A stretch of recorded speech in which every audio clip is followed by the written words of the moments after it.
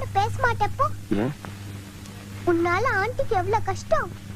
ராத்திரி என்னமாச்சு? ஏதாவது தப்பா நடந்துக்கிட்டனா?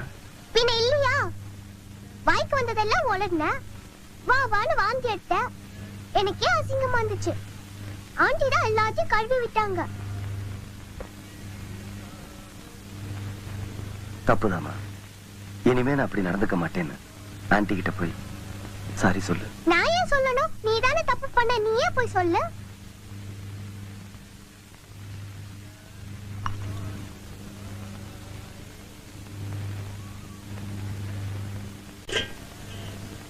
என் கவலையை மறக்க பிடிச்சு நான் உங்களை கஷ்டப்படுத்திட்டேன்.